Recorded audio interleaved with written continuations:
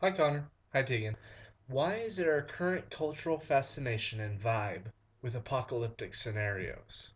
We don't want to die. We will die.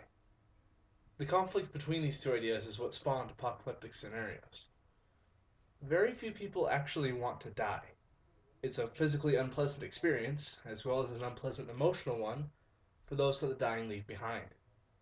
And we don't know where we go when we die. Science has hypotheses, religion has testimonies, but there is no solid proof of heaven or hell. If I may quote Shakespeare, death, that undiscovered country from whose bourne no traveller returns. William Shakespeare, Hamlet, Act 3, Scene 1, line 86 or 87. Because of the unpleasantness and the mystery, we as human beings are afraid to die. John Green phrased the unpleasantness with a question in his book, Looking for Alaska. How will we ever escape this labyrinth of suffering? It is an irreconcilable fact that we will die. We build nations upon mounds of bodies. There are enough dead people for one living person to have to remember everything about 14 people. We could build skyscrapers, except underground, for living people to go and visit their dead relatives. See movie extremely loud and incredibly close. Unlike heaven, science has observed death, and it has seen cell death, and it has observed the ceasing of bodily functions. And religion has also prompted many to prepare for death, to be ready for it, to believe in an afterlife, kind of celestial glory. Some have tried to cheat death, to win over it, but have failed miserably. Victor Frankenstein, in Mary Shelley's novel Frankenstein, says this to Robert Walton, an ambitious seafarer. Farewell, Walton. Seek happiness and tranquility and avoid ambition, even if it be only the apparently innocent one of distinguishing yourself in science and discoveries. Alas, yet why do I say this? I myself have been blasted in these hopes, and another may yet succeed me. Mary Shelley, Frankenstein, page 192. These two ideas, the fear and the inevitability of death, are what spawned apocalyptic scenarios like tornadoes and trailer parks.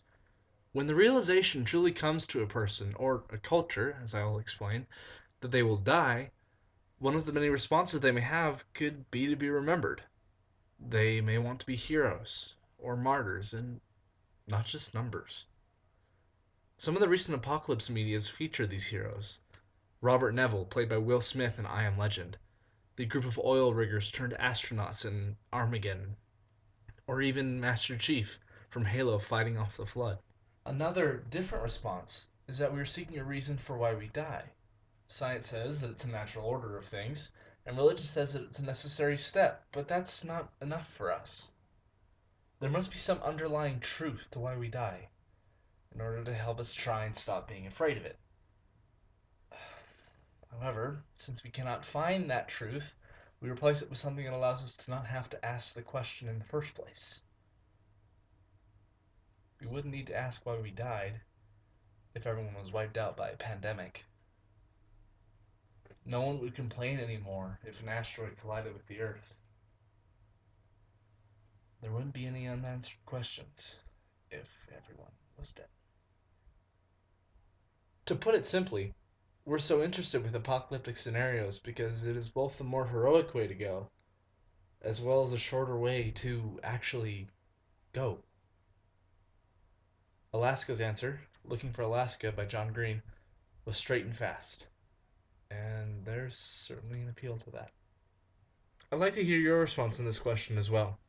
But after I gave you that wonderfully long speech, I went to see the Rubber Band concert with Tyler, Bridget, Sarah, and Ashlyn, and this is a recording of us having fun before we went.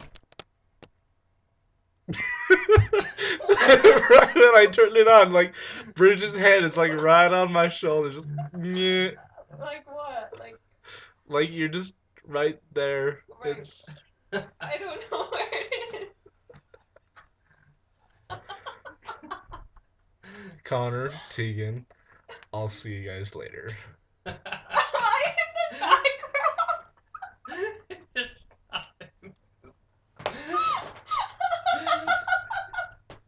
Do that again. You're not gonna do it again, are you? your first No outtakes way. edition. Oh